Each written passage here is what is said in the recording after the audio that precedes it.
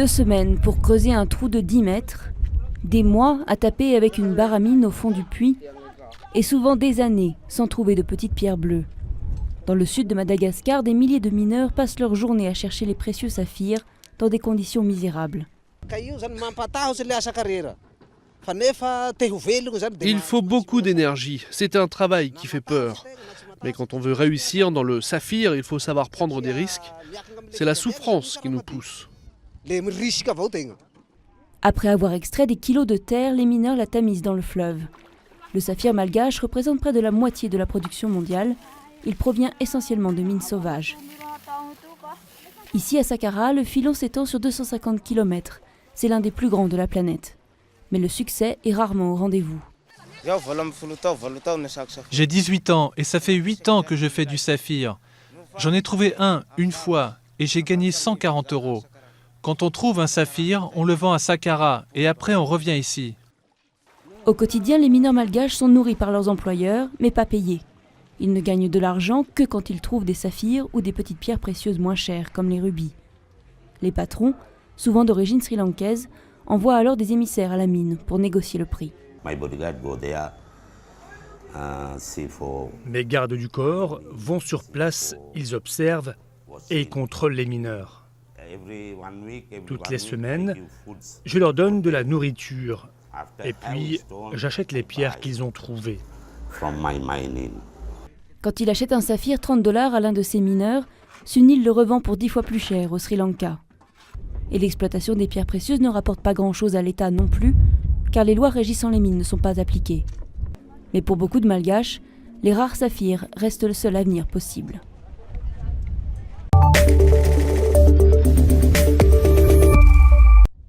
Un ruban noir en signe de deuil, Karanten le porte depuis que Van, sa fille de 10 ans, est morte il y a 2 mois, une des nombreuses victimes de la faim dans le sud de Madagascar. On ne mange que les feuilles et les fruits du cactus rouge. Il n'y a rien d'autre à manger. Ma fille ne mangeait que ça. Elle n'a pas supporté. Elle est tombée malade.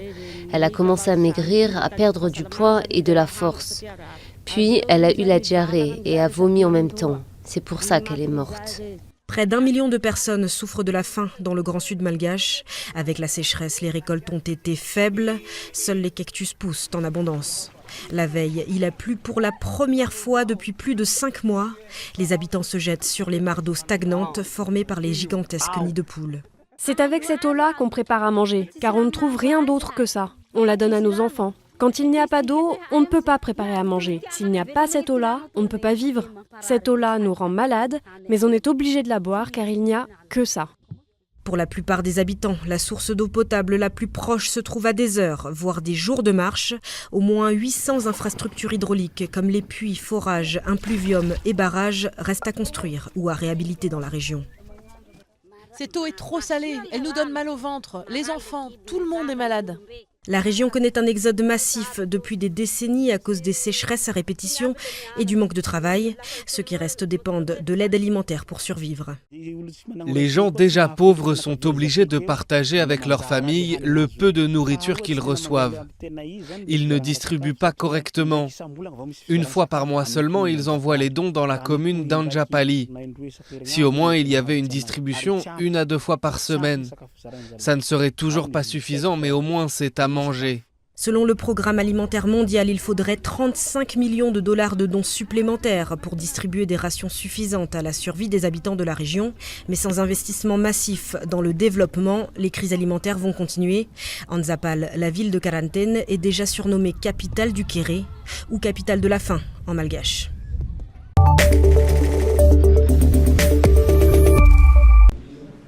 L'ancien dictateur Nicolae Ceausescu et sa femme Elena n'auraient jamais permis qu'on leur rende visite. Passer dans leur quartier, où résidaient aussi les hauts responsables du Parti communiste roumain, était interdit et même sévèrement puni. Mais 26 ans après leur mort, lors de la révolution roumaine de 1989, la résidence de Ceausescu à Bucarest s'est transformée en musée. Les autorités espèrent ainsi aider les Roumains à se réconcilier avec un passé douloureux. Je ne m'attendais pas à ce qu'on puisse visiter un jour un tel endroit. Nous, de simples citoyens. C'est extraordinaire de voir ça aujourd'hui. Appelée le Palais du Printemps, cette villa fut bâtie au milieu des années 60 et décorée au goût de ses locataires. Les visiteurs peuvent désormais découvrir l'appartement d'Elena, meublé en style Louis XV, la chambre à coucher du couple, ainsi qu'une ancienne piscine intérieure décorée d'une impressionnante mosaïque. Des photos de famille y sont maintenant exposées. Le cinéma où Ceausescu regardait des films américains, un spa, mais aussi des salles de bain dotées d'accessoires plaqués d'or sont également ouverts au public. Il prêchait l'austérité, le communisme, mais cette maison représente l'opposé de tout cela. Donc d'une certaine manière, c'est assez choquant. Mais le palais de Ceausescu n'a pas encore révélé tous ses secrets. Il y a un bunker souterrain créé spécialement pour la famille. Il est fermé au public car il est en rénovation. Et il y a aussi un tunnel assez long avec des chambres diverses, certaines étant utilisées dans un but administratif et d'autres utilisées pour le stockage. Pour la journée d'ouverture, plus de 300 curieux ont poussé les portes de l'ancienne résidence des Ceausescu.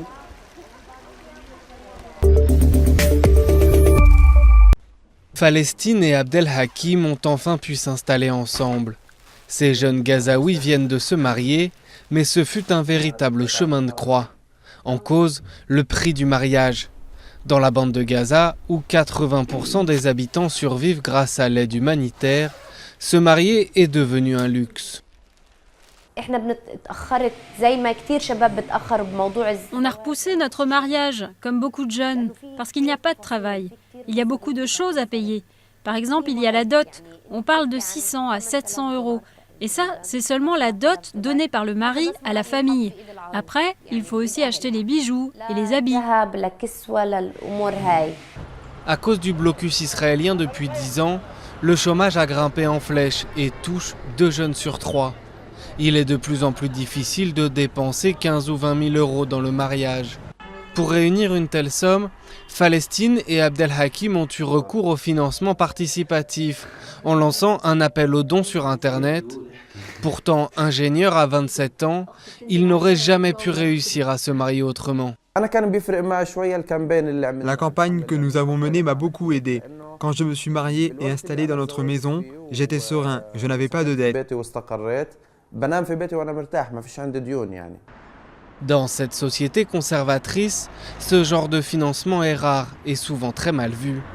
De nombreux facilitateurs au mariage ont donc fleuri dans la bande de Gaza, des organismes qui réduisent les coûts en proposant des packages mariage où tous les services sont compris, des photos en studio à la salle des fêtes et qui permettent d'étaler les remboursements.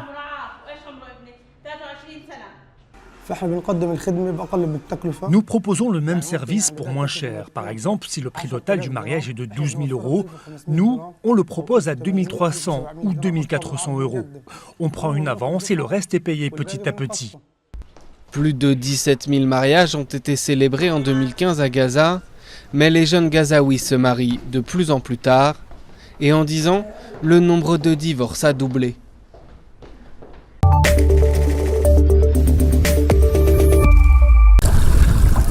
Ces pingouins cherchent à manger pour leurs petits dans les eaux glacées de l'Antarctique. Ce dont ils raffolent, c'est du krill. Mais ces petites crevettes, aliments de base et piliers de tout un écosystème, se font de plus en plus rares. Les espèces qui en vivent sont en danger d'extinction. Le krill est le plat principal de l'Antarctique, comme j'aime le dire. C'est une espèce clé pour tout le monde. La baleine et le pingouin en mangent. Et il est clair, d'après les données dont on dispose, même si elles sont limitées, que la population du krill a soit changé, soit migré d'une manière radicale. Ces crevettes translucides ont absolument besoin de la glace qui les protège et leur apporte les algues nécessaires à leur alimentation et leur croissance. Or, selon les scientifiques, la glace est de plus en plus fine, car l'Antarctique s'est réchauffé de 3 degrés ces 50 dernières années.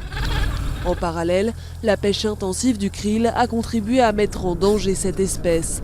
Chaque année, les bateaux en attrapent 300 000 tonnes pour nourrir les poissons d'élevage ou pour produire des gélules de compléments alimentaires à l'oméga 3 pour les humains. Nous avons développé une méthode que l'on appelle éco-récolte, qui nous permet de pêcher le krill de manière durable dans l'Antarctique. Nous réduisons au maximum l'impact environnemental en nous assurant de ne pas attraper d'autres espèces lorsque l'on pêche le krill. C'est important lorsque l'on est dans l'Antarctique de prendre très au sérieux le développement durable. En jeu, la survie de l'une des toutes dernières étendues sauvages de la planète.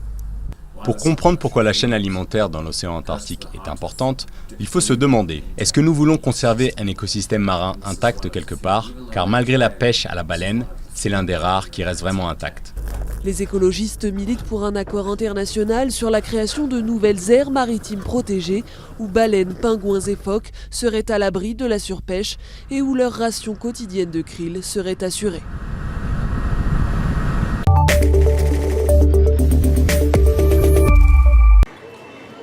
Derrière les célèbres monuments du Népal, des siècles de traditions transmises de génération en génération. Après le séisme qui a ravagé la vallée de Katmandou en avril 2015, cet artisanat est plus que jamais sollicité et difficile à trouver. Comme beaucoup de menuisiers, Harry a tout appris de son père, un savoir-faire qu'il a peur d'emporter dans sa tombe. Je leur ai dit de reprendre le flambeau, que c'est notre profession depuis des générations. Mais mes enfants me demandent pourquoi ils devraient continuer, juste parce que nos ancêtres faisaient ça. Ils me demandent pourquoi ils ne pourraient pas faire un autre métier. Le fils d'Harry est aujourd'hui comptable, un choix de carrière motivé par le faible salaire et le manque de reconnaissance du métier d'artisan. Malgré tous les efforts requis par ce travail, la situation est telle qu'il faut se battre pour toucher sa paye. Il y a du prestige et du respect, les monuments, l'art et la culture sont les trésors de ce pays. Mais vraiment, les artisans sont mal considérés.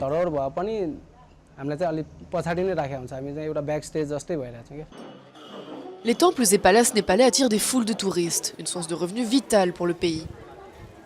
Pour les experts, il y a donc urgence à restaurer ce patrimoine. Nous avons besoin de trouver des maîtres artisans et de les inciter à former de nouveaux artisans. Si l'on n'y parvient pas de façon satisfaisante, nous ne pourrons rien reconstruire. Nous parlons de millions de dollars, mais sans artisans, nous ne pouvons rien rebâtir.